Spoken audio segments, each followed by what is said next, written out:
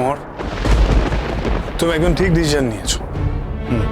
তুমি যা যা ঠিক করেছো সেটা একদম ঠিক। তুমি তোমার সাকসেস নিয়ে বা তোমার বাড়ির লোকের কোনো সাকসেস নিয়ে এ বাড়িতে কিছু বলতে এসো না। হ্যাঁ, সেটা বলার কোনো দরকার নেই। দেখো, তুমি যে ফার্স্ট ক্লাস ফার্স্ট হয়েছো সেটা আলাদা করে এ বাড়িতে বলার কোনো দরকার নেই। ওটা এমনি সবাই জানতে পারে। তার কারণ ওই যে ছোটকা, তুমি একটু আগে একটা কথা বললে না যে মোহর এবং মোহরের পরিবার থেকে একটা সুভাষ বেরোয়। ইউ আর অ্যাবসলিউটলি রাইট, সত্যিই তাই। এতটাই সুভাষ বেরোয় যে তুমি যে ফার্স্ট ক্লাস ফার্স্ট হয়েছে সেটা সবাই জানতে পেরে যাবে। এবং তোমার দিদি মানে তিতির দি যে এত বড় একটা অ্যাচিভমেন্ট পেয়েছে, একটা অ্যাওয়ার্ড পেয়েছে, সেটাও সবাই জানতে পেরে যাবে। তার জন্য আলাদা করে বলার কিছু দরকার নেই। সেই জন্য বলছি যে তুমি রেডি হয়ে নাও। আরে দাঁড়িয়ে আছো কেন? আচ্ছা, তিতিরদির কাছে যেতে হবে, সকালবেলা যাওয়ার কথা ছিল না? এত বড় একটা নিউজ বেরিয়েছে, জানাতে হবে তো। I'm very honored. আমার তোমার সাথে বিয়ে হয়েছে। I'm really very honored. I'm proud of you. And not only that, আমি তোমার দিদিকে নিয়েও যথেষ্ট প্রাউড ফিল করছি। যাও, রেডি হয়ে নাও। আরে দাঁড়িয়ে রয়েছে, ফোন করেছো? হ্যাঁ, সকালে একবার ফোন করেছি, কিন্তু কিছু বলিনি। সারপ্রাইজ দেবো ভেবেছি। সারপ্রাইজ দেবে, তার জন্য তো রেডি হতে হবে, যেতে হবে। যাও। বাড়ির বউ সকালবেলা উঠে দিদির বাড়ি চলল, কিচ্ছু বলার নেই।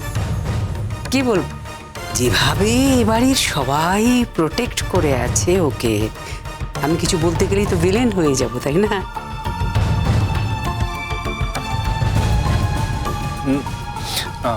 রেডি হয়ে নাও।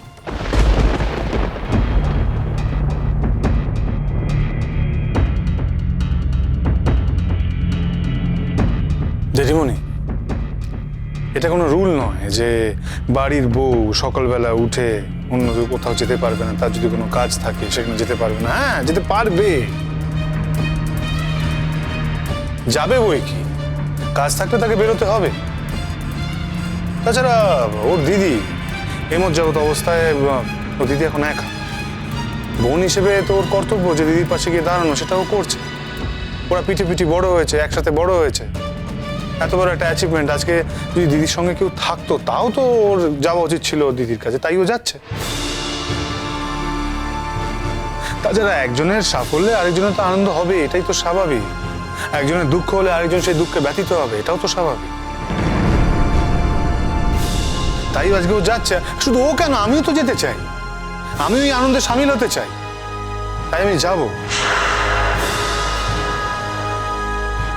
তোমার মতে বাড়ির ছেলে গেলে দোষ হয় না, বাড়ির বউ গেলে, বউ বেরোলে দোষ হয়, তাই তো জেঠুমণি?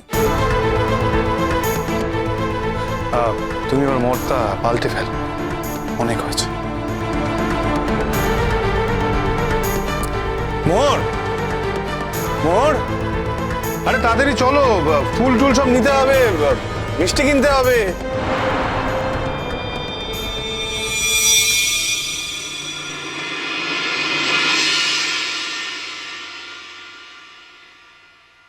দিদি, মোহর, এসেছিস তোরা? বারে আজকের দিনে আসবো না? যখন তোর সাথে কথা হলো ফোনে বললি না তো কিছু? আরে তোমার বোন তোমাকে সারপ্রাইজ দিতে চেয়েছে। আয় মোহর, এসো। হ্যাঁ। জানিস মোহর, আমাদের তিতির একটা সাংঘাতিক কাণ্ড করেছে। এই মেয়েটা নাকি শরৎ ছেড়ে দিতে চাইছিল। শোন, সেটাই দিদির জীবনের সব থেকে ভুল ডিসিশন হতো। তারপর কি খবর, এখন কেমন লাগছে? না মানে এবার তো ইন্টারভিউতে একেবারে কাগজ একেবারে সবকিছু ছেয়ে যাবে। হ্যাঁ, ওসব কিছু ভাবছি না গো, শুধু ভালো করে সাধনা করে যেতে চাই। আর যেই সুরটা তুলতে চাই, যেদিন সেই সুরটা তুলতে পারবো, সেদিনই ভাববো যে আমি কিছু করতে পেরেছি। এখনো আমি কিছুই করতে পারিনি। ওসব তো সাধকদের কথা, আমি অত শত বুঝি না। আমি যেটা বুঝেছি done a great job, brilliant job. হ্যাঁ, এত এত কম্পিটিটার, এত বড় কম্পিটিশন, তার মধ্যে কিন্তু তুমি প্রথম হয়েছো, তো এটাই তো অনেক।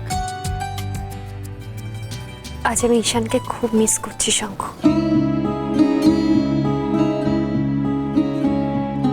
আর যদি ও থাকতো, বাজনা নিয়ে আমাদের দুজনের মধ্যে যাই হোক না কেন, এত বড় একটা অ্যাচিভমেন্ট, ও খুব খুশি হতো।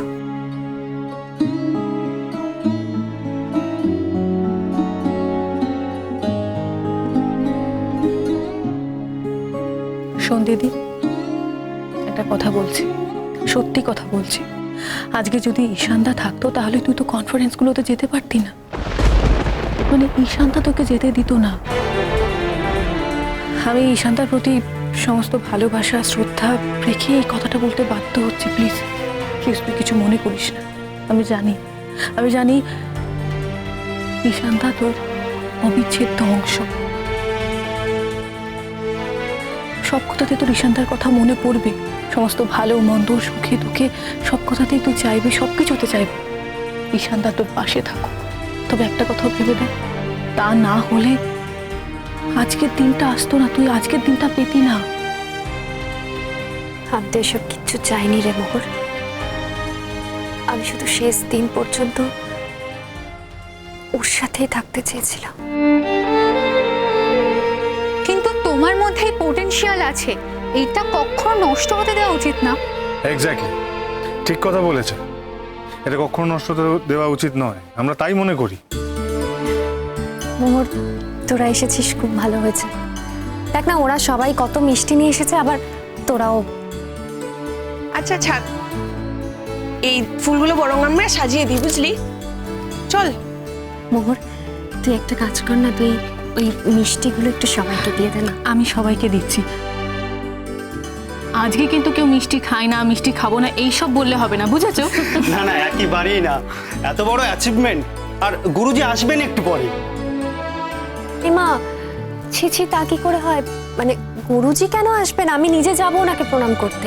না, গুরুজি নিজেই আসবেন। তুমি ওনার মুখ উজ্জ্বল করেছো। আমাদের শরদিয়াদের মধ্যে নতুন একজন অলংকার তুমি, একথা গুরুজি বলেছেন। আর গুরুজি নিজে এসে তোমাকে আশীর্বাদ করে যাবেন। আর গুরুজি তো জানেন আজকের দিনটা তোমার ব্যস্ততায় যাবে, তোমার আত্মীয় স্বজনরা আসবেন। আর কেউ নেই আমার এখানে আসার, এই আমার একমাত্র বোন ছাড়া। ও, আমি বাদ পড়ে গেলাম তো? মানে আমি কেউ নয়, বোনের বোনের বরের কথাটা বাদ পড়ে গেল তো? তুমি আমার বোনের বোন নাকি? তুমি তো আমার ভাই। হ্যাঁ, কিন্তু বলার সময় তো সেটা মুখে এলো না। সরি শঙ্খ, আমি সেভাবে বলতে চাইনি। Oh please, no no no no, sorry. আরে আই এম জাস্ট জোকিং। আজ তোমার লেগ পুল করবো না, বলো? এই যে, এই নাও, আমি মিষ্টি এনেছি, সবার মিষ্টি এখানেই আছে। হ্যাঁ, এখান থেকে খাবে। হ্যাঁ হ্যাঁ, ঠিক আছে ঠিক আছে। আমরা সবাই তাই বলি, জানিস তোরা দুজন দুদিকে কি সাংঘাতিক রকমের ভালো। না না, ওসব কিছুই নেই। আসলে আমাদের বাড়িতে ছোট থেকে গান বাজনার চর্চাটা ছিল, নাচ গান। আমার যা কিছু শেখা সব তো দিদির কাছ থেকেই শেখা। সত্যি মোহর, জানিস তো ছোটবেলা থেকেই না সারাদিন লেখাপড়া নিয়ে ব্যস্ত থাকতো, লেখাপড়া করতেই ভালোবাসতো। আর আমি ওকে জোর করে এখানে ওখানে টেনে টেনে নিয়ে যেতাম, কখনো নাচ শেখাতে, কখনো কবিতা বলাতে, কখনো গান শেখাতে। আর তারপর যখন স্কুল ছেড়ে আমরা কলেজে ভর্তি হলাম, তখন আমাদের সব কিছুতে উৎসাহ দিতেন অদিতি ম্যাম। এই অদিতি ম্যামই তো জোর করে মোহরকে গানে টেনে নিয়ে এসেছিলেন। মোহর কিন্তু খুব একটা খারাপ গায় না। হ্যাঁ, শঙ্খর মতো হয়তো অত ভালো গাইতে পারবে না, কিন্তু চালিয়ে দেবে। ছোটবেলায় যখন আমাকে স্কুল থেকে বলতো তুমি খুব ভালো গান গাও, সব প্রোগ্রামে ইনভাইট করতো, কিন্তু আমি তারপর হঠাৎ একদিন সব বন্ধ করে দিলাম। কারণ তখন আমার মধ্যে এক অন্য ধরনের নেতিবাচকতা কাজ করতো। যে যাই বলতো সেটার আমি উল্টো করে মানে ধরতাম, উল্টো মানে ধরতে ইচ্ছে করতো। তার কারণ অদিতি রায়চৌধুরী অন্যান্য স্টুডেন্টদের টেনে টেনে গান বাজনার জন্য নামিয়েছেন, কিন্তু নিজের ছেলে সম্পর্কে চিরকাল উদাস ছিলেন, চিরকাল।